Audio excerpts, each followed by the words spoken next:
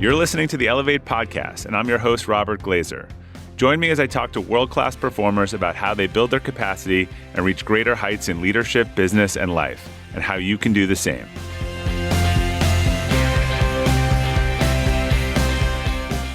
Welcome to the Elevate Podcast.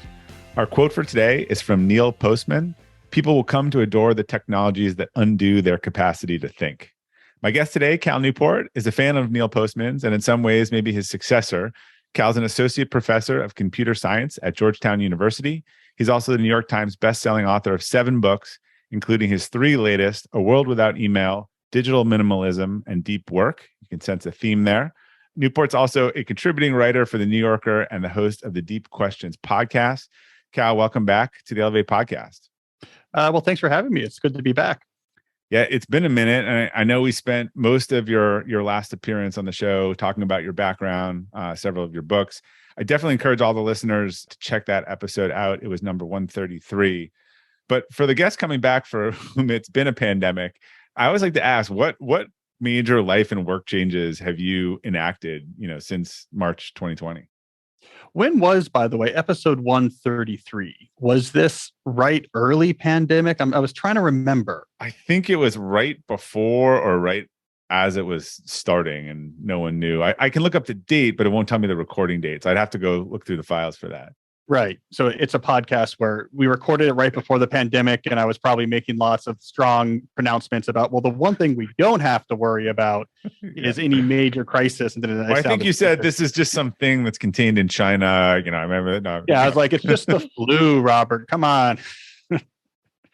So how has it changed your work? How has it changed kind of what you've seen the last couple of years? Well, I think the biggest thing that came early on in the pandemic in my work is I switched for about a month to writing an essay every day. So it was just my response to the disruption. I wanted to be talking to my readers. I was feeling cut off from the world otherwise. And so I began working out a lot of thinking live, almost near live, and writing these essays one after another. I was doing that for my email newsletter. And themes emerged out of that were not on my radar, were not things I was working on. And in particular, a theme that emerged early on was this idea of the deep life. So I found myself March, April 2020, starting to talk more about, well, what is this thing that we know it when we see it? When we see someone living a quote unquote deep life, it resonates. We feel admiration, we feel aspiration, but we have a hard time pinning down what is it that they're doing that makes that life so compelling. How could I systematically replicate that in my own life? Early pandemic, I became really interested in that topic and began writing about that topic, trying to break down what are the components of a deep life? How do you take your life and systematically build it into something where you really made use of the time you actually have, that it's interesting to live, it's impactful to live, it leaves a footprint on the world, that day to day there's some remarkability to it. None of that was on my radar. The pandemic injected that into my life. And then that pushed what was happening in my life in directions that would not have happened without the pandemic. First, I began much more intentionally crafting my life and the professional portions of my life. Up to that point, it's, hey, I'm a professor and a writer. I'm at Georgetown. I'm writing papers. I write books on the side. The disruption of the pandemic and thinking about the deep life, I began to embellish and intentionally cultivate the writing side of my life. I leased office space where I am right now. I started a podcast. I began to think through a bigger presence in the world for my writing than just my books coming out. Then I sold a book proposal for a book about the deep life that's on the horizon. So that's what I focus on, deep life. That was not on a February 2020 Cal Newport radar and takes up a lot of the screen right now. So it's interesting. I just looked it up. It was actually November. The recording was November 2019. So I was close. We were in that sweet spot. What's interesting though is, but you're always someone who's focused on productivity and quiet work. I'm guessing even before this, you had more discipline and were not necessarily running around and traveling like crazy. So I'm guessing your physical, other than teaching in a class, physical environment didn't change that much. Although it sounds like your viewpoint of it, changed a lot. Because I know a lot of people who were on planes, every week of the year. And so for them, it was just a total, they were not used to quiet work in any way. Well, yeah, I mean, that's true. I'm not a travel all the time. I'm not a road warrior. Yeah. But I mean, it still had impact. So first of all, space, right? I mean, what became more a subject of thought when it came to our professional life during the early pandemic than the power of specific spaces, right? And so early on in the pandemic, I remember my friend Ryan Holiday, the writer Ryan Holiday, was texting me pictures because he had bought the building where his bookstore is, Painted Porch. He had bought that building in a move of great real estate savvy right before the pandemic began. So he was there during the early pandemic. He's like, look, I have this building. I mean, obviously the bookstores could be delayed, but he was working out of this building. He had this space, and that really caught my attention. Then we rented some property. My family rented some property early on.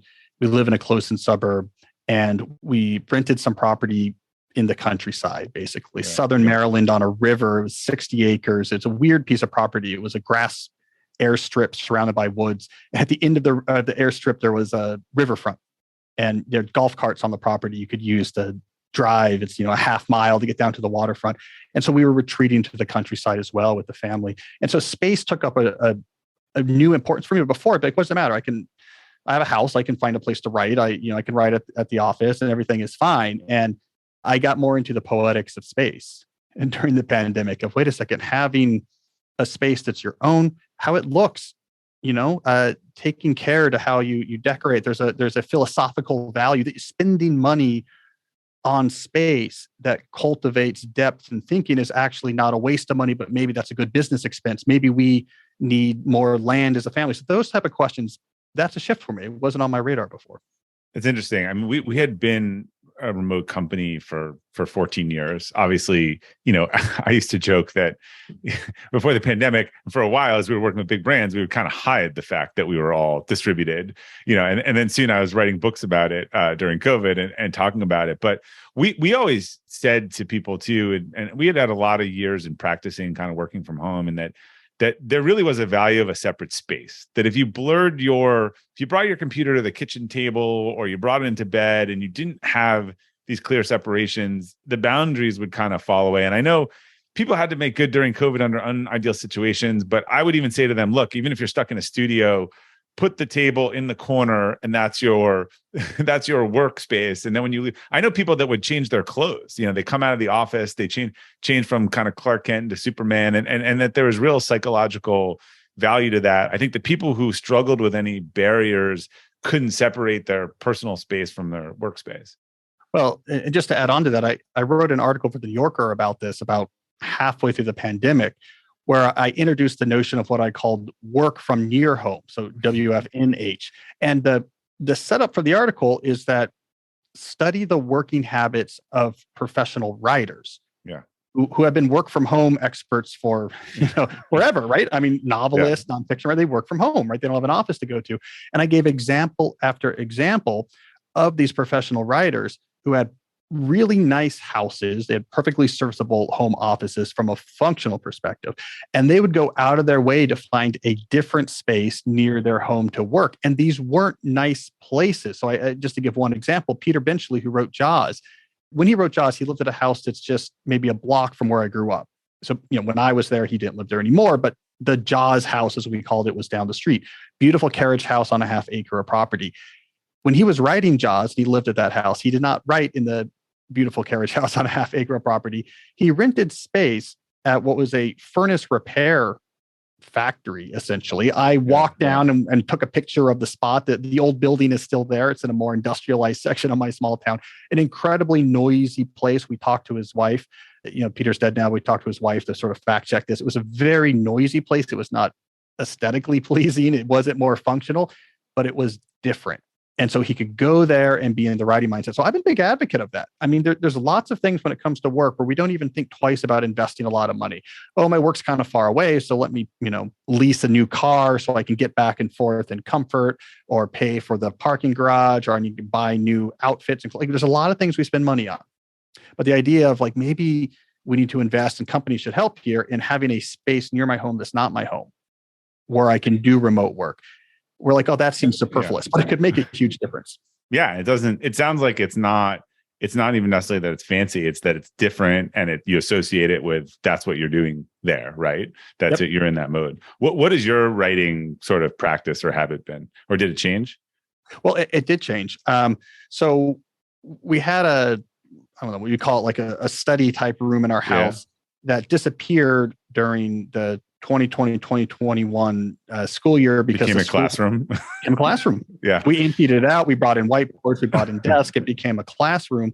And I was homeless as a writer. So I would write outside on our porch. I would write here at my offices. So I started leasing these offices for the media company surrounding it. And then once the kids were back in school, we went and I renovated that whole room.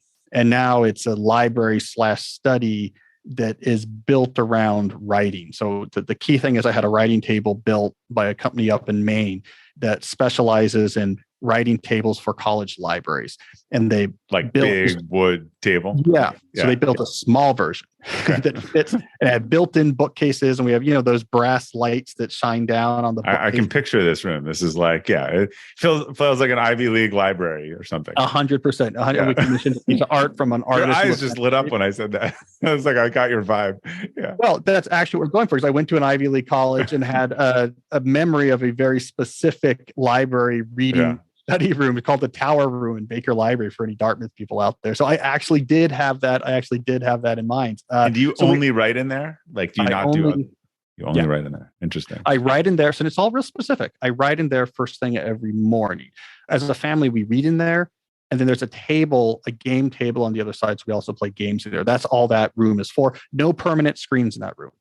You can bring a laptop in there to write, but there's no permanent computers, there's no TV screens. And so it's just separating it out. And then I come here, the podcast, to do interviews, to work on the business side of being a writer. I've physically separated that. So I'm at my offices for that. So it's all about space. And again, I don't think I would have thought so much about space pre-pandemic. Yeah. So as we talked last time, the great irony is you do a lot of your writing on social media, but you're not on social media. So you're very disciplined with avoiding distractions, particularly technology. I think this is a huge struggle for everyone these days. And I think it just made worse in the pandemic. People got drawn into it and it's all negative, and somehow we're all, yelling at each other.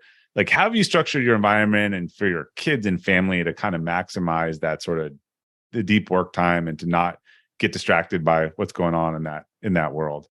Yeah. Well, I mean, look, I did an interview early in the pandemic in March. I did an interview with GQ that was talking about, hey, you just wrote this at the time I'd written this book, Digital Minimalism, that we talked about last time I was on the show, which is about social media, relationships with our phone. And they're asking about how is this going to be relevant for the pandemic. And I said, look, in my opinion, one of the biggest single public health moves we could make right now in March of 2020 would be to shut down Twitter. And I mean it from a public mental health perspective. If we shut down Twitter, I think we're going to have, and I think that somewhat facetious remark was borne out. I think Twitter and other social media in particular was a source of significant, inject it straight into my veins anxiety. Yeah. The way the implicit distributed curation works, especially on a platform like Twitter, where it's really cybernetic. So it's driven by hundreds of thousands of individual retweet decisions that are really good at amplifying through the power law topology of that follower graph, like what's actually catching people's attention. It's not a brilliant algorithm that's sitting there trying to study these tweets. It's the humans are the main input to this algorithm. It's the distributed impact of 100,000 different retweet decisions that does a great job of sorting out what's going to grab that attention. And when it came to things like the pandemic, when it came to things like the American presidential election, right. And these aren't feel good things. They're not feel good things, and it put people into a fetal position. I mean, it really was. And so I'm a big advocate right now. I'm telling people it's time to take a break. It's time to take a break from online news. It's time to take a break from social media. If you're using social media for your business, just use it for your business. It should be boring. It should be 3 times a week. I'm logging on my desktop computer to post the Twitter thread that I wrote. Share my article. Share my article, and am out of there because it has messed with our nervous systems. I don't think people understand the degree to which it's having a major impact on our actual experience of the world. I think we really need a extended period of detox. We should be pretty severe about it. I couldn't agree more. I mean, talking to people over the last couple of years, And I wrote this in a Friday Forward a month or two ago. When I noticed when they had a really bad day, I'd say whatever their poison was, but have you been watching like a ton of news? And the answer would always be yes, right? And they're watching it for 4 or 5 hours. And I thought back to I was in London this summer. I shared the example touring the Churchill War Rooms, and it reminded me they always talked about that. Londoners survived the Blitz because they woke up every day and 99% of them were fine and alive. And so eventually you sort of harden around that and you're like, all right, I can go on and do my thing. Like, someone died, but I survived. And I was like, imagine if they were getting tweets of every dead body, like every day during that time. The people who actually weren't affected would be terrorized and they'd probably be speaking German in London, at this point. Yeah. Sometimes it's really helpful not to know. There was an example I pulled too around, I don't know if you've ever looked at this one, but it's really interesting on whether, when they put all the missing kids on milk cartons. Yeah. I don't think it did. It may have help co-solve one case, but often these were years after, or months after. But it literally, I think, terrorized the whole generation of people into not letting their kids go outside and their kids asking who's the missing kid on the milk every morning. Yeah. And you can see, there's a lot of natural experiments of this that was going on because, like in the US, for example, there's regional and political differences in consumption of information. So all these interesting natural experiments came on. So if you take, for example, pandemic response, if you are, let's say, in like the Northeast or the West Coast, you are much more likely to be following closely Twitter accounts and social media accounts that were really catastrophizing what's happening with the pandemic versus, let's say, you lived in like the American South where people largely moved on. Their sources of news barely talked about the pandemic after a certain point. And it was it's a natural experiment, completely different psychological relationship with that. So, around here in Washington, D.C., even to this day, you have people that are essentially paralyzed with anxiety, whereas you have other places where people haven't thought about this in over a year. We can flip it around and see something similar, that if you're living in, suburban Washington, D.C., after the last presidential election, like, oh, good election. Like, I'm a fan of Biden. I'm glad he won. I wonder what the inauguration is going to be like. But if you lived in other certain places, you were being bombarded with weird conspiratorial things about voting machines that were being hacked by dark forces or whatever. And it was probably something that was so all consuming that it led hundreds of people to invade the Capitol. So these natural experiments were the information that you're exposed to. Even if the scenario is the same, if you're exposed to complete information, it completely affects how you perceive the world, what your actions are like. And my thesis here is just based on the way the algorithms work for social media. And again, I don't think this is devious. It's just the way these algorithms end up playing out. If you're using social media as your main source of information and news, it's going to bias towards those negative scenarios on many different things that you're interested or involved in your life. Right. It's like a primary election. No one tacks towards the middle, right? You go to the extreme. And that, I guess if you looked at the stuff rising towards the top, you would probably find it deeply on both sides. Yeah. So I stay away from that now. I have a paper newspaper. I look at the front page. So hey, what's happening in the world? What just Ukraine, this happened. Oh, I should know that whatever, some major bill passed 10 minutes later, I'm done. I think they have this argument of, well, I'm going to be a bad citizen or this, that's like, no, go compensate by being very involved in your community civic life. If you want to be a good citizen, get involved at your town hall, get involved at the school, like be super involved. The CDC doesn't need your help right now. Yeah. The National Election Committee doesn't need your help right now. And you couldn't, again, objectively, this is where I think is this huge paradox. We live in probably a time in history when objectively people are the nicest to each other that they've ever been. At least they're using words and not, knives and guns and spears and whatever. But it doesn't feel like that because every atrocity, everything from any little town that would have taken months or weeks to get to you or otherwise comes to you every day. And if you consume that, I just don't know how you function. Yeah. And most people in most interactions are nice.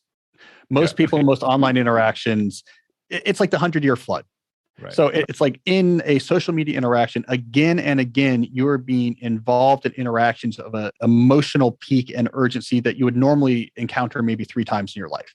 Yeah. You know, once in elementary school when you got in a fist fight, once when whatever, someone was trying to rob you. And it's unnatural to be exposed to that level of sort of outrage and urgency again and again. So it's like the 100-year flood happening every year. You're playing around with what our brain is wired for. So, that's my message. Just take a few months. Like the internet won't miss you.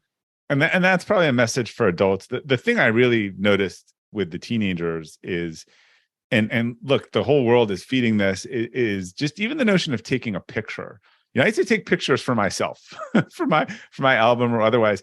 It just the staging of every picture so that it is more important how the world sees it, just perpetuates this thing that the perception is more important than the reality. It seems like everything is a stageable moment. It's not even if you're enjoying it at all. Yeah. Well, I mean, teenagers, there's multiple issues happening here. I mean, my hope, because I heard some of this from teenagers. They know it. They know that they're happier if they put this thing when they go to camp. My kids go to overnight camp. Yeah. 14, 15, 16, no phone for 7 weeks. There's no missing it at all. Like they would probably tell you they were happier, but then they come home and it's like, no. Which, by the way, is why I get, frustrated when I dive into, in a professional capacity, the debates in social psychology about, well, is social media really damaging to teenagers or not? I wrote a piece for the New Yorker last fall where I talked to 4 experts, 2 on either sides. And the thing I find sort of frustrating about that whole experience is that the teenagers will just tell you, yes, this is making me upset, sad, and hurting my mental health. Like it feels so Kafka-esque that we have these old, not old, but 50, 60-year-old social psychologist researchers going through these data sets, looking for these intricate signals about, well, are we properly controlling for this or that? Well, meanwhile, the teenagers all around them are like, this makes me depressed. This makes me anxious. All right. How about the fact that if you are a teenager, you see a picture of every party or event you were not invited to in real time? Like, there's no way that is helpful to your psyche. Yeah, or you're a teenage boy, you're 17, and you're exposed to a massively online video game that has been engineered, up the wazoo to hit every single button in your head. You're like, I can't handle this. Like, I am not going to sleep. I'm not going to use the bathroom. It's an unfair fight. But the thing I was going to say that gave me some hope is that when I was doing the tour for Digital Minimalism, which is the book closest related to this, what I was hearing from more and more teenagers is that not using this technology is going to emerge or maybe emerging as the new counterculture. So, being countercultural ahead of the trend is often, a prestige. I've been waiting 20 years for this. I kept saying, it was once cool to have a BlackBerry. I keep waiting for it to be cool to like, you can't reach me. I haven't seen it yet. I've seen signals, but it's I think it might be coming with teenagers. You might be seeing earlier signals than I'm seeing. Yeah. Well, because also think about it, the right trends are in place because what worked for teenage tobacco use, for example, like one of the things that really made a big hit on teenage tobacco use, this was when I was a kid in the 90s, was the ad council hired a really fancy ad agency to do ads aimed at kids. And they really focused like, what ads can we aim at kids that's really going to impact teen smoking? They came up with this campaign called the Truth Campaign. And you know what it was all about? It was all about the executives at the tobacco companies and how they were condescending to kids and manipulating the kids and like, we'll get these kids hooked on our product, these uncool executives, wearing their suits and ties. And this is exactly where social media is going. You think any of the major social media figures right now, the Zuckerbergs of the world, the Jack Dorseys, potentially the Elon Musk, these are not figures that, ahead of the trend, highly progressive young people are looking to, like, that's my hero. So the setup is perfect for a zeitgeist shift. I mean, Facebook is basically losing all young people already. You see how quickly that happened. It was massive. And then the culture shifted around Zuckerberg and how people perceived him. And they have an exodus of young people. If it wasn't for them buying WhatsApp and Instagram and their international growth, it would have looked like a disaster much earlier. Twitter, the young people are like, I don't even know about this. This is gross. They're not involved with it. This is old people yelling at each other. Yeah, they're moving over to TikTok. All of this is positive, right? All this is positive, right? I think the positive in the meta sense that the position in the zeitgeist of a lot of these platforms and technologies is very contingent and precarious, and young people are really quick to shift their interest. So that's the perfect setup. Now that we've shifted from Facebook to WhatsApp over to Instagram, from to Snapchat, now we're going over to TikTok. When people are moving all over the place, and you're not really sure about the motives of the people running these companies, that's the perfect environment for it to be cool or countercultural for you to say, oh, I don't use these things. There's room for it in a way there wasn't early in the social media revolution, where there was 3 platforms. And if you weren't on them, you were seen as eccentric. And I know this from personal experience. That's no longer the case. People shift between platforms and quit platforms all the time now. So I have a little bit of hope. Have you seen the new thing, Be Real? Have you heard about that? Yeah. I mean, look, I have heard about Be Real. People spend all day thinking about it or waiting for it, which is the irony that I point out to at least my daughter. Yeah. I mean, look, I like the intention behind it, but it's almost parodic. I mean, it is like a parody of techno solutionism gone awry. The intention is, you need to focus more on your real life and show people about your real life. And of course, the right way to do that is to just live your real life. Right. And not have to put down the phone. Not to have an app. So the metaverse is not going to fix our problems. Like, what is we haven't talked about this, but I look at the mental health. I look at all the stuff because people are not having real human connection, and whether it's not cortisol, but what's the other thing? The one that you have can't remember the chemical you have in a real oxytocin. Oxytocin. Yep. Yeah. Oxytocin.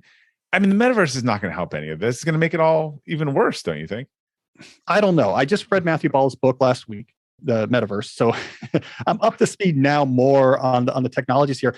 I mean, I'm still trying to figure this out. Yes, you will get more oxytocin if you are in an environment where you have facial tracking and eye movement tracking, and you can kind of trick the brain to get more of it. I'm not sure that I still buy this vision, though, that it's inevitable that we're going to end up in these massively shared worlds that are 3D and digital with our helmets on. Maybe I tend to expect it will be like it is today, very fragmented. A lot of people are in Fortnite and Roblox and over in Minecraft. This is what happened with the web when the technology. Other people are out on their property that they got with the airport and the runway. They're on their property with the runway and their golf cart. Yeah. No, I think to me, I've long thought that the bigger technological shift that's going to come out of this is more boring to describe, but way more impactful, which is going to be augmented reality, basically consuming the entire consumer electronics industry. So this, I think, is much more inevitable, is getting reasonable form factor augmented reality, which means you can put a screen in your space anywhere you want it. Yeah, and once we cross, there's a few points you have to cross to make this fully practical, but we're going to get there in 5 years, maybe 10. There's no longer any need to buy a phone. There's no longer any need to buy a TV. There's no longer any need to buy a laptop or a computer. It's all software in the cloud. I make a screen where I want it. If we want to watch a movie together, we put it on. I saw a prototype of car windows. One of the car companies, it was like car windows where you could watch stuff on them. But I don't think people understand the degree to which this is going to be seismic, because we're talking about entire industries collapsing. Like Apple's investing a huge amount of money in this. Why? If they don't win, they're out of business. On the software side, they want the software. Well, because if there will be no need for high-end hardware if there's only one piece of hardware you have to own. I don't need a sleek-looking phone or a sleek-looking laptop or a sleek-looking video game machine, because I can put a screen anywhere. And all the hardware and software that's running is in a cloud somewhere. I don't need to own that. I don't need a graphic chip in my pocket. That can be in the cloud somewhere. I just need a good enough internet connection that I can actually just stream from wherever my computation is happening what I want to see. Now, there are there's real speed of light limitations to that. So there are some issues there. But I think that's what's going to be most disruptive. It's going to be this world in which reality is mixed. It's not that I am in the Matrix, right, but it's also like at many points, if not most of my day, there's elements of the world around me that isn't actually there, but is actually more or less indistinguishable from things that actually are. And I don't really care about the difference. I think that's going to be an important shift, even if it's not as exciting as, Ready Player One. All right, well, let's rewind a bit to plain old boring email, which still for a lot of us is, so your most recent book, which came out in 2021, interestingly, right, A World Without Email in the middle of the pandemic, as people are probably slacking and emailing each other all day long. Like this book was needed for a long time. People don't talk about email addiction in the same way they talk about social media addiction, but I think it really is the work equivalent. Like, tell me about your motivation to write the book, and like, what are a few of the key concepts that people can understand in terms of what email has kind of done to their day and their productivity? Well, it was a follow-up to deep work. Yeah. Yeah, deep work was 2016, and it was talking. I'm waiting for your Slack addendum book that just slides into the end of it. Well, and I'll say right off the bat, the title "World Without Email" it's actually the real title should be "A World Without the Hyperactive Hive Mind Workflow," which itself is a workflow enabled by many different digital communication tools. So it's about Slack, it's about email, it's about text messaging. The message of the book is a little bit agnostic to the digital communication tool, but it was a follow-up to Deep Work, because Deep Work was saying, hey, don't forget how valuable it is to actually give something sustained concentration. This is the real superpower, especially as the knowledge economy gets more competitive. And one of the big responses to that book is like, I can't even come close to finding time to do this. Why? Like, what's going wrong? If this is so valuable, why is the standard knowledge work environment one in which we've made it almost impossible to deep work? So that was the question that led to A World Without Email. And the 20-second summary of the answer is that it's an accident. So when digital communication, low friction digital communication first arrived in the front office, this was email arriving in the mid to late 1990s. That's when it made its move to most office environments. It triggered as an unexpected side effect a new way of collaborating that I call the hyperactive hive mind, where suddenly we can just figure things out on the fly with unscheduled back and forth messages. We were never able to do that before, but now I can just, let's shoot this, you shoot it back, we'll figure things out. And the Frankenstein monster broke out of the lab. So once we were able to do this, the volume of communication skyrocketed. And then what we ended up was in a state where we have dozens of these ongoing unscheduled conversations transpiring in our email inboxes or in Slack. They have to be serviced. If I wait all day to check my email, that's not going to work, because this conversation over here, we need to go back and forth probably 4 or 5 times today to get an answer by the end of the day, because I have to call back the client. You have a whole bunch of different conversations, and they require different speeds and cadences, but they all look the same, right? They all look the same. Yeah. And so you have to check all the time. Yeah. So now you have to check all the time, which is a disaster, because as I document in detail in that book, our brain cannot switch back and forth context like this. Not only do we have to check all the time, but the environment in which we're checking, an email inbox or Slack channel, is also a disaster, because we have 15 unrelated conversations interleaved. That is so hard for our brain. You know that sense of paralysis you get sometimes when you just look at your inbox. Overload, It's because our brain is functioned to take on one pursuit at a time, get the motivational circuit going, build a model, simulate what we're going to do. The ventral striatum releases the chemicals that motivates action. We get a reward when we're done. We encode the memories. We move on to what's next. It cannot handle, here's 15 things we have to work on in parallel. Can we think about all of them at the same time? And so it created a cognitive disaster, and it's all an accident. There's no reason why this has to be the way we collaborate. It's just a least common denominator, easiest possible answer to that question. The tool is there, so we started using it. So what is the fix? It sounds hopeless.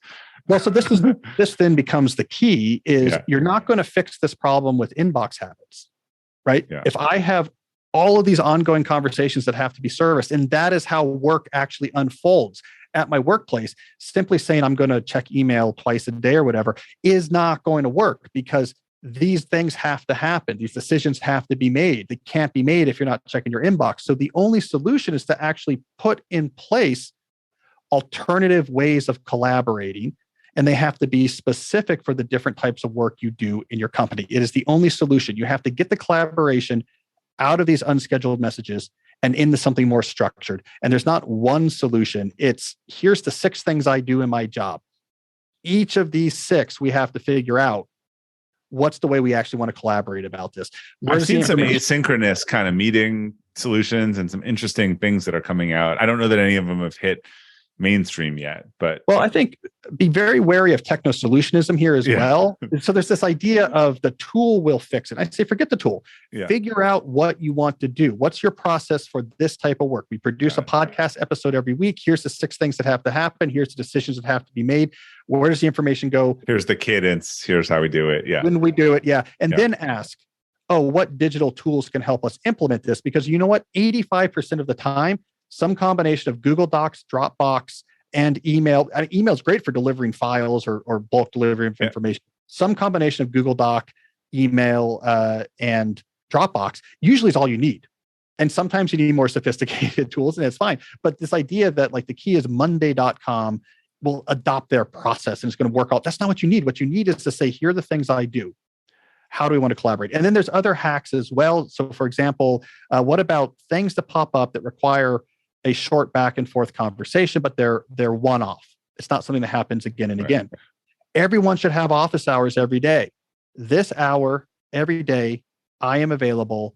Office is open, Zoom is on, phone is on, looking at my messages, whatever. I have a mentor who likes to say, I have an open door policy, but my door is not always open. He said, look, I have this time and you come talk about your problems during this time. And by the way, half the time when people don't have the ability to ask right away, he said they solve it themselves, right? Like we made it too easy to check in rather than to think for 5 minutes.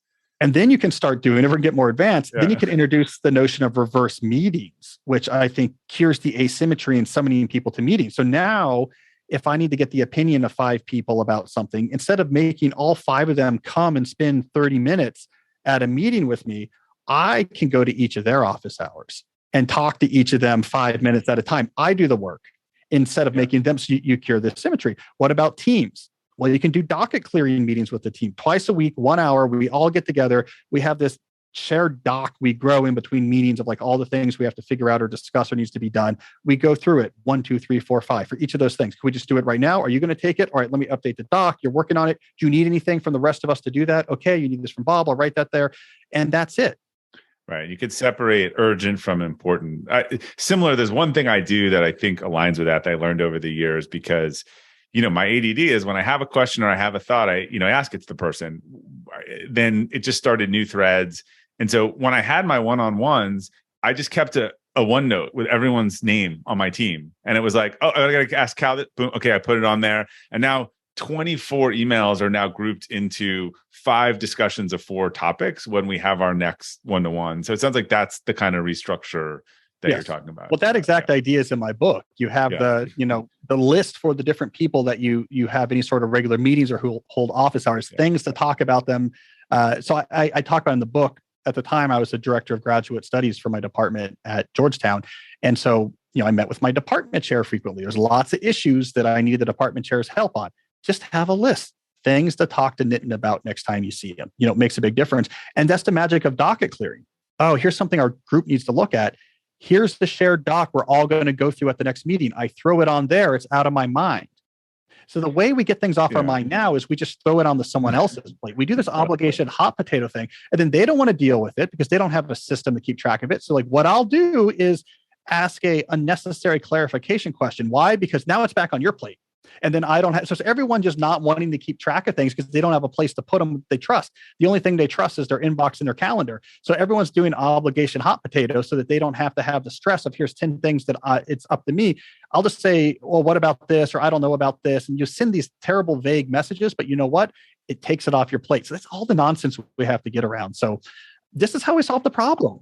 There's another power dynamic I've noticed in this problem, and that is subordinates tend to operate on a last in, first out basis. They just assume because you ask them something that it's the most important thing. And so clarifying when do you need this or otherwise, I mean, sometimes it's like, oh, I need a flight to whatever in November. And they're like, okay. And then you realize they jump on that and they put down the work for the board meeting tomorrow. And you're like, no, but again, it's the leader's responsibility to convey that. I would oftentimes have my EA sort of read back to me the list at the end of the week, and I would reprioritize it for them because I saw that trend a lot. I think a lot of times we jump on something because someone asks us about it, and in a power dynamic, we think they're expecting us to react right away. Well, and it's part of why I'm a fan of pull-based systems being used more generally, where you have a central transparent store of things that need to be done and the relevant information. The people executing only do one thing at a time. And when they're done, they pull something new from the store of things to be done. And then you have semi-regular times where we can actually get together and sort of agree about some prioritization there. But it forces people to have to confront, here's all the things that need to be done. It's not just on your plate. It's a terrible way to do task assignment of like, everything should just exist on people's individual plates. No, it should be in a central place where you work on, I can only work on one. When I'm done with this, I'll pull the next thing. And maybe we should have some discussions about relative priority. It's the way software developers do feature development because they figured out a long time ago, it doesn't work if you just keep sending more features to the programmer. We also want this, we also want that, we also want this. They paralyze. It's true for almost any knowledge work task, but we're comfortable right now with this ad hoc lowest common denominator way of working, this hyperactive hive mind, where we just throw things around with email and Slack. Hey, you take this, it's off my plate, and it's informal and it's haphazard and it's hot potato, and people get completely overloaded. I mean, I've written article after article about this in the New Yorker recently about the human brain. It's not meant for that. It's not meant to have 30 things on a list. It's meant to have one thing that it's working on and then finishes and then says what's next. Yeah, it also, all of that obfuscates the 80-20 rule, which usually proves itself to be true, that only 20% of those things you're working on are going to derive 80% of the outcome. So the rest is just getting in the way. Yeah. I think there's revolutions to be had in knowledge work and knowledge work productivity. And we haven't had it yet because all of this is always slow. And you can look at almost any other period where there's a major new industry or major technological disruption in an industry. It takes forever to figure out what's the right way to integrate this. How do we actually do this type of work? And so you might say, oh my God, we've had a digital office since the late 1990s. How do we not have this figured out yet? But the other way of looking at that is, oh, we've only had a digital office since the late 1990s. Of course, we haven't figured it out yet. Yeah. Some things move fast, some things move slow. So earlier this year, you wrote a New Yorker piece on the hot topic of burnout. I won't even go into quiet quitting and shortening the workplace. And you actually argued that the solution to burnout is not the 4-day work week, which I know a lot of companies are piloting, but something you describe as slow productivity. Can you explain what your research found and why you think that that's actually the correct solution to the problem?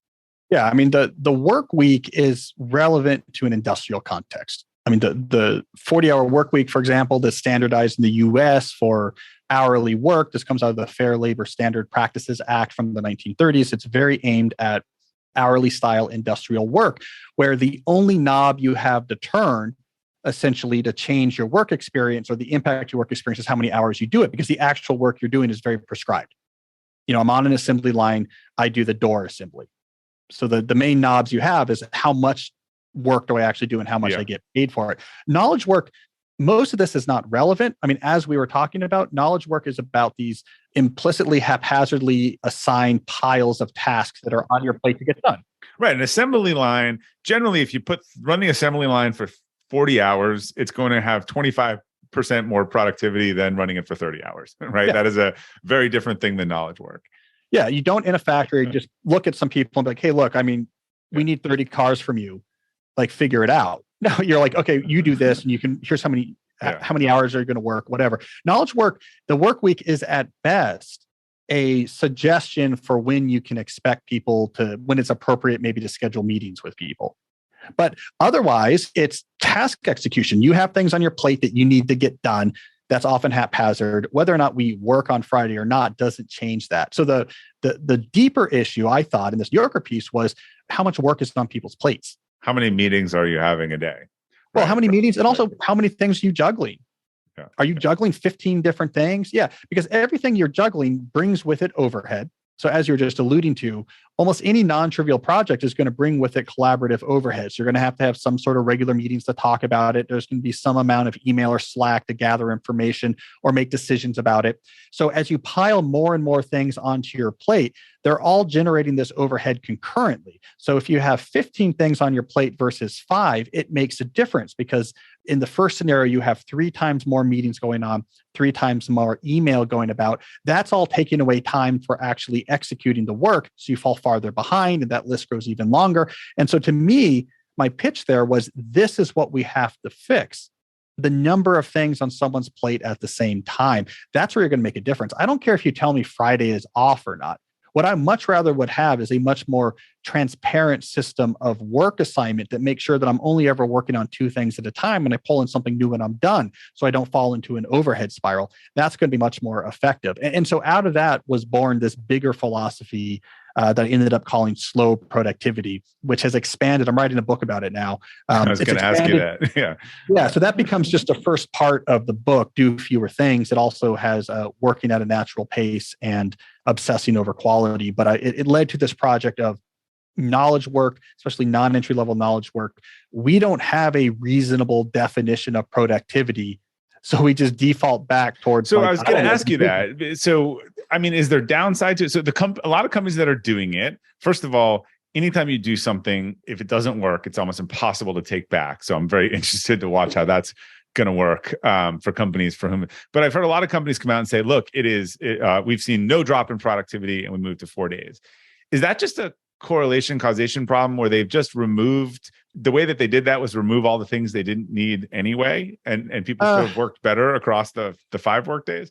I mean, a little bit. I think the more cynical thing is they don't have any idea how to measure productivity anyway. So they say that, but I don't know what that means. Maybe their sales or their margins or some of their outputs haven't changed, right? Yeah. So it's fine, but I think mainly what 4-hour work week is, the 4-day work week is a signaling mechanism from companies. It's what ping pong tables and open offices were in the early 2000s. It's, we need talent. Which I totally debunked now. I mean, Adam, I saw him yesterday. The open office thing has been one of the worst productivity experiments in the last couple decades. It doesn't work. I mean, there's a great study on open offices where they took the same company right before they moved to an open office so they could measure the same people before and after. And when they moved to the open office, they talked to each other less. They sent more email. Put on their headphones because they're so distracted. Yeah, no one wanted to talk to each other because they would bother everyone else. So they sent more emails, and they set up all these metrics of productivity ahead of time that were relevant to the team. They all went down. So open offices, like Silicon Valley did open offices as a signaling mechanism. We are different than Fidelity. So come work for us, talented, computer programmer. It's all about signaling that we're a disruptive workplace so we can get better talent, which is a very rational thing for the companies to do. They live and buy talent, but it had nothing to do with productivity. And I think this is what's happening with the 4-day work week. We're not ready to change the days. We need to figure out first, how do we actually collaborate? Why are we sending and receiving 100 emails a day? Why did I have 8 straight hours of Zoom meetings the other day? Like, our fundamental processes for work are haphazard and broken. Let's fix those. To say, we'll just work 1 day less is ignoring the fundamental issues. And again, I think that having been part of benefits, that have been added and taken away, this is one when you don't even announce it as a trial, that if it doesn't work, you're just going to have a really hard time. If you're having problems or it doesn't, there's a struggle in client service businesses where people are like, look, I don't want to not be able to reach anyone on a Friday. Like I've noticed that the majority of companies that have adopted it, not all of them, but if they're a surfboard company or the original and they want to not produce the surfboards on Friday, like, it doesn't really impact the supply chain as a wholesaler. They can make that decision. In the services world, it gets a little more complicated when people say, I'm not here to answer your call. Yeah, no. And I agree with that. I mean, again, I don't mind if it's 5 days, if those 5 days I'm not burnt out and overloaded. Yeah. If those 5 days I don't have to check an inbox once every 5 minutes. I don't think people's main issue is I need a longer weekend. It's that when I'm working, I have to check my email every 5 minutes. It's that I have 15 ill-defined projects that all I'm doing is doing meetings and talking about, and I can't make progress on anything.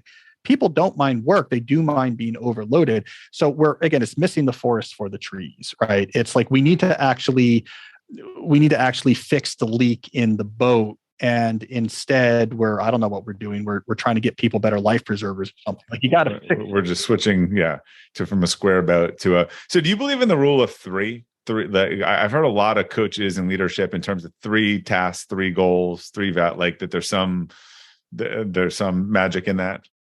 Well, I agree in the rule of something that we agree on. I mean, this is the issue: is that it should be clear. I am working on this many things. So if you want to try to give me something else, you have to one in, one out, right? One in, one out. Like, this is how many things on your plate. I mean, it's one of the reasons why you can't, like, labor organization is difficult in knowledge work, is because there's nothing that's been surfaced to actually organize around. So if you force, for example, if a knowledge work company says, here is our system for assigning work and how many things we think it's fair for you to work on at the same time. And here's how our poll system works and how like the collaboration systems work. Now you have something to look at. Now you have something to argue about. Now you have something to point to and say, look, you say we should be working on 6 things.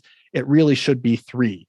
Like, the 6 isn't working. But when you don't have anything explicitly identified, when it's all implicit and ad hoc, it takes place between the margins of email and Slack messages, how work is assigned and how work is tracked and reviewed.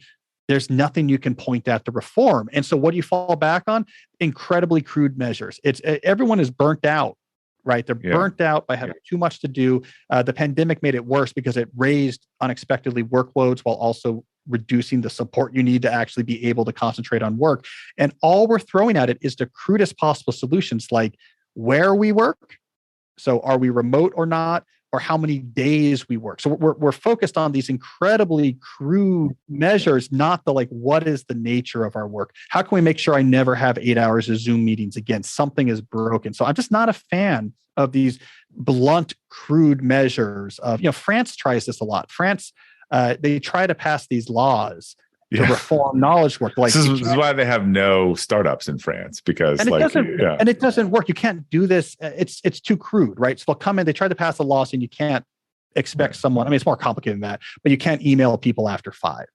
I mean, okay, it's way more complicated than that, the actual law, but like the issue is it's not like, okay, you're making me work overtime and not paying me. It's how are we organizing our work in such a way that I need to answer that email because this is how decisions are being made. Or sometimes, someone comes in and needs a pitch for a $10 million, people want the flex work. And I've said, it's got to go both ways. You got a $10 million proposal that they need by tomorrow, and you call them the troops. That's what you do in a startup or a high growth business.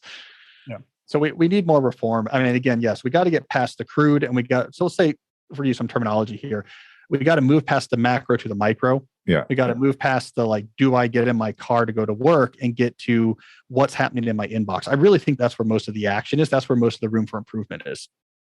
I want to go back to something you said earlier, because we didn't get too deep into it, but I saw an article you posted recently saying that TikTok's disruption of Meta and really Instagram, you think it's going to lead to a crashing of the social media giants and generally. Why do you believe that, and what comes after? I mean, if I'm a stock picker, I'm expecting you to tell me like who's going to TikTok afterwards based on the trends you're seeing.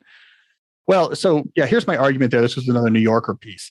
Is pre-TikTok, the thing that cemented the social media, the big players in social media, so Facebook, Instagram, Twitter, Instagram's a part of Facebook, whatever. Yeah.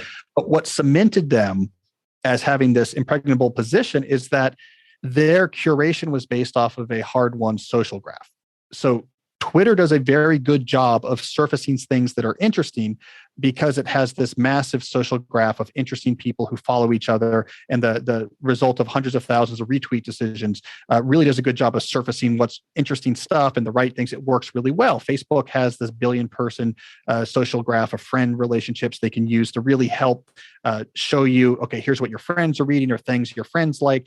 And that was a competitive advantage that had a real first mover protection to it. It became very difficult once Facebook had 100 million followers to start a new Facebook, because the more people they had, the more useful they were. Same thing with Twitter. They got all the interesting people. They got the big graph. All the people trying to do tweet-like companies failed because there wasn't enough people on it. There wasn't a thick enough network. So you go to Parler or what have you, and you're just not seeing that much interesting stuff. The signal to noise ratio is much smaller.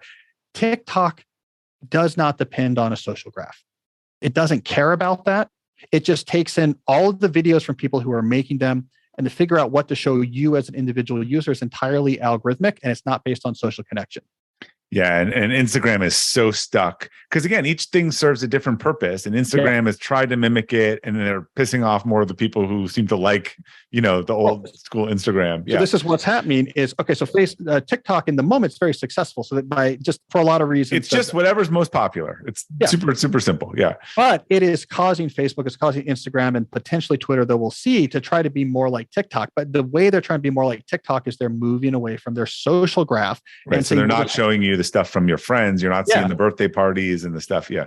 That puts them into the competitive arena with every other source of entertainment. It gets rid of their protection racket of, we have this giant social network, you don't, goes away. And I was like, once you're in that arena, you're not going to survive 10 years, right? I mean, it'll be around for a while, then it will go away. It'll have its moment, it'll leave. There's no buy-in there. Like, so anyone else can create, when it's just algorithms trying to curate stuff without needing these social graphs. So I think the whole arena of digital distraction is going to have a sort of Cambrian explosion type period.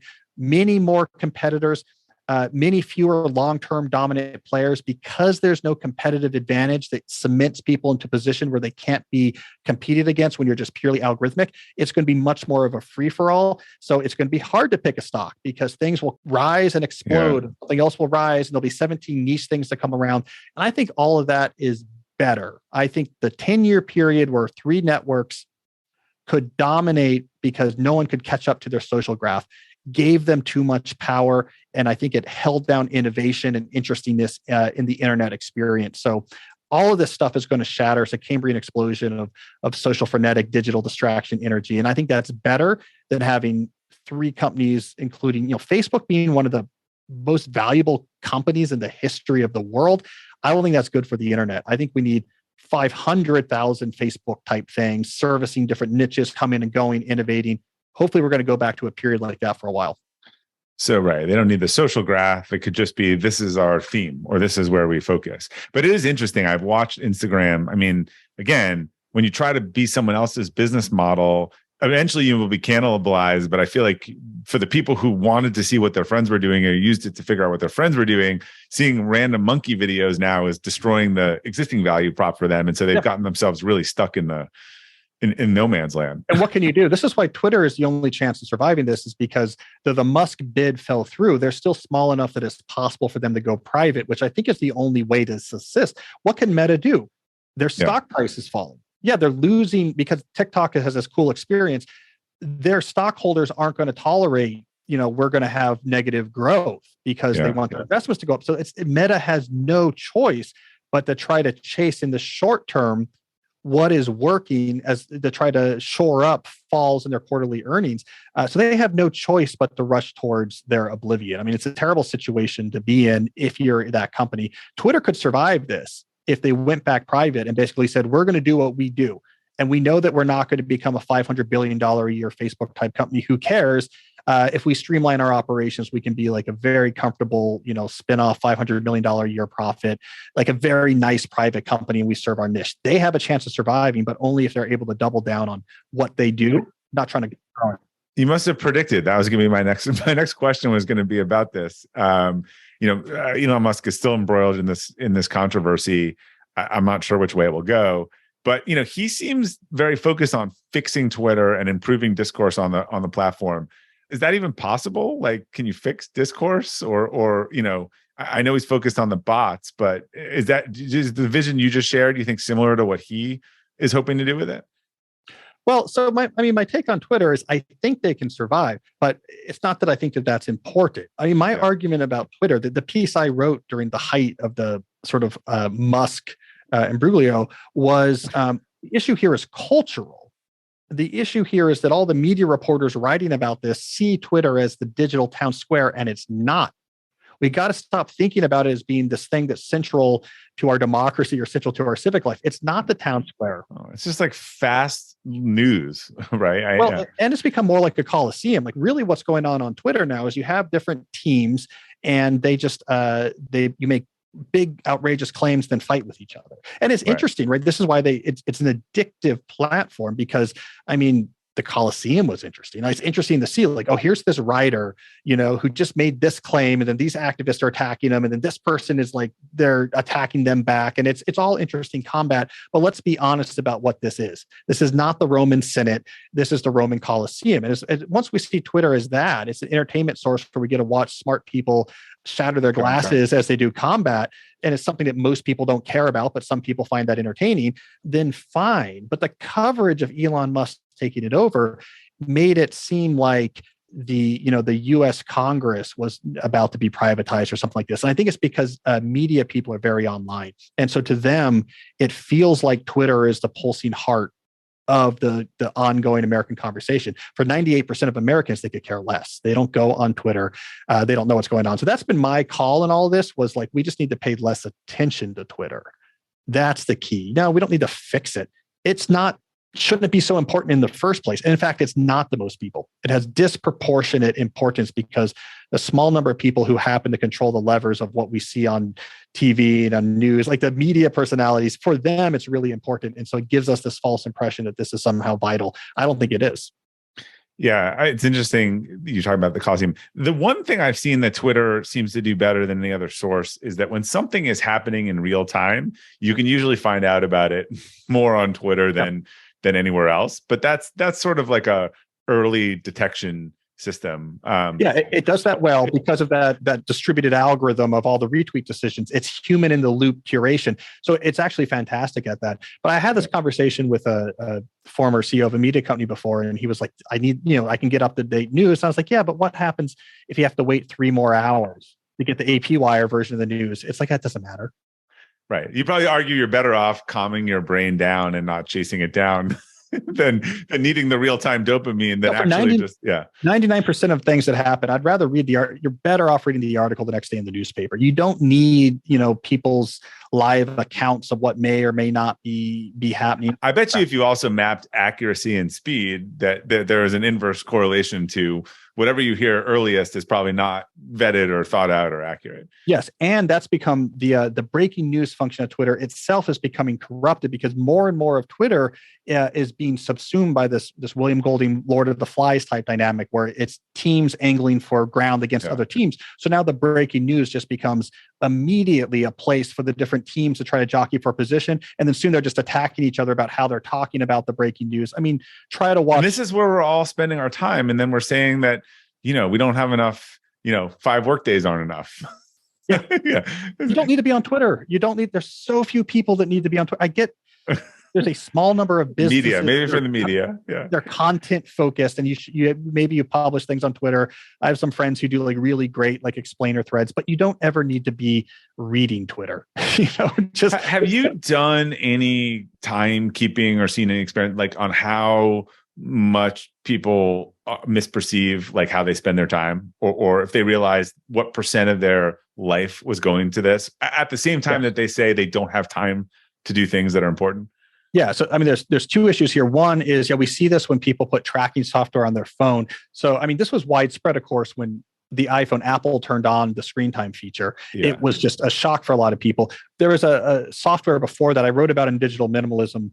Before screen time was turned on, there was a software you could download that did something similar. And I talked a lot about the surprise people had. So yeah, people do wildly underestimate, and then they see those estimates and it's scary. But 2, it's not just the total time that an app is loaded. I mean, what happens to your 3-hour block in the morning that you're trying to do something important when at minute 15, you see the highly sort of arousing, outrage Twitter thread about something, then you go down a rabbit hole for 15 minutes. Even if you turn off Twitter, you've lost that ability to write your proverbial poetry. So, I mean, I think the impact of the context switching ripples out beyond the actual time that you're looking at these apps. I mean, like that's the issue with email, for example. People learned about 15 years ago, don't keep your email literally open next to the thing you're doing. Like we stopped doing that. Turn off the notifications. We stopped doing that. Like it used to be, bing, let me go check my email. So they think like I'm good now, I'm single tasking, but they go and check the inbox every 10 minutes. It's almost just as bad because each of those checks is going to generate it takes like 17 minutes to regain your concentration or something like that. Exactly. So it's not just the total amount of time. I care about the frequency. So there's like this great study that Rescue Time did, the time tracking software did with their data set. They hired some data scientists to really try to analyze this data set they had. And one of the ways they checked the impact of email is instead of just counting how many times people loaded email, they divided the day into 5-minute chunks. And then they labeled each 5-minute chunk, was there an inbox check in this chunk or not? So the idea was if somewhere in this 5-minute chunk you checked your email, then we'll see that as like a non-productive chunk because you have this context switch. Right. And then they just added up. All right, so how many 5-minute chunks didn't have an email check? Which was basically a green 5-minute chunk is just, you just stay on task for 5 minutes. 5 minutes. And if you added that up for the average user, it was less than an hour total, not an hour contiguously. An hour in the whole day. You couldn't find more than an hour of total time in which you weren't within just a couple of minutes from an inbox check. So like the answer to how much are people checking email, if you look at a study like that, is functionally speaking constantly. I just don't think that people realize what it is costing them. Like you said before, and that's kind of how I use social media. But I post an article, I post a thing. I had one of the top 10 articles on LinkedIn this week about what Gen Z really wants in the workforce from an old Gen Xer. But there's tons of comments and there's this, but I have learned, like, I just thank you, X. Like I do not start a Twitter war or a LinkedIn war or content war. There's no worse use of your time as a human being. I agree. I mean, it's like engaging a Twitter war on like Yeah. something unrelated to you, that's right there up there on the list of like, I think I'm going to try to knock old ladies down as they walk by in the street. Like in terms of utility to Yeah. society and Right, how right. it makes you feel, it's like pretty similar. Or yourself. I just think I've heard a lot of people when they get a coach, they're just saying they don't have time. They're lying to themselves. Like you could write a book in the time that you spent looking at the food that other people, eat over a year, pictures of it. Like when you put it into those sort of terms for people, it has a cost. In fact, I would put it this way: forget the total minutes you look at social media. If you're what I call like a regular social media user, so you check in and out on social media throughout the day at like whatever reasonable rate, you basically may have eliminated from your life, the ability with any consistency to do high level mental work. So forget the time. It's like you're taking dumb pills. Like you're not going to write a smart book. You're not going to write good code. You're not going to come up with like the new idea that's going to innovate the industry. None of that's going to happen because your brain is kept at this constant state of agitation where that's impossible. I mean, it's like being an athlete where you're like, yeah, I smoke, but I don't smoke all the time. Like I just smoke every like 30 minutes or something like that. The effect of always smoking is your body can no longer perform. I mean, we're doing the same thing to our minds. There's so much about our life that we miss out on when we poison our mind that way. And I get social media it's not de facto that it has to be this source of unsettling poison. There is times when it wasn't, but whether the techno optimists wanted this to be true or not, it's where it converged. And it is the experience of these platforms right now. I mean, again, maybe in a counterfactual world, social media goes another way and it's like it was in 2007. And it's like high-fiving your friends and bringing democracy to the Middle East. But it didn't stay that way. And the reality of where these platforms are right now is that it's poison. It's cognitive smoking. Cognitive poison. I like that term. I'm curious because just to what you said, I know when digital minimalism came out, you had a lot of your readers try this experiment called the digital declutter, right? They removed all the apps and stuff from their smartphones and they kind of went on a little detox to then they came back on. I know initially there were good results. 2 to 3 years later, like what do you think the impact on have you done a follow-up in terms of how that changed people's behavior in the long run? I think the main thing I've learned given the time since that's come out is that you have to think about the declutter as something you do on a semi-regular basis. Okay. So it's like it has to be an annual house cleaning. Right. And you have a couple of years, the pandemic threw a lot of people off and then they had the tool, they knew what to do. So by the time they got to, June 2020, like, okay, I need to do this again. Because the key of the declutter is it's not a detox. It's not, if you just get away from this for a while, you'll be cured. I think that's nonsense. Like you would never tell an alcoholic, like, here's my detox plan. Don't drink for a month and then just go back to what you're doing before. It's like, what's the point? So the key of the declutter is that while you're away from these tools, you very aggressively experiment with alternative, higher quality activities. So you fill in the gaps. And then B, when you're done, you build this really specific intentional plan of what technologies am I bringing back? Why? How am I going to use them? Those rules will shift over time. That's what I discovered because your situation in life shifts over time. The tools that are available shifts over time. New things slip onto your horizon that weren't there the last time you did the declutter. So think about this. I think once a year, once every 2 years, that's probably the right way to think about it, is that you have to keep stepping back, updating your decisions about how you want to spend your time, updating your rules about technology, go forward, repeat, go forward, repeat. Yeah, I mean, the analogy is prescient because I was just thinking we've been doing a home declutter. We've been going through one of these, 5-year deep things. And look, we throw out the stuff that we don't want or doesn't serve us anymore, but that we had to maintain. And then just when you're cleaning something in general, with all this stuff removed, it's easier. We've lowered the sort of maintenance thing. So yeah, it's a good analogy. Yeah, no, I recommend it. All right, Cal. So when should we expect the slow productivity book?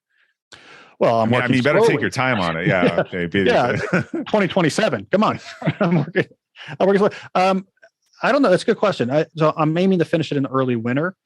So I don't know. So 2024.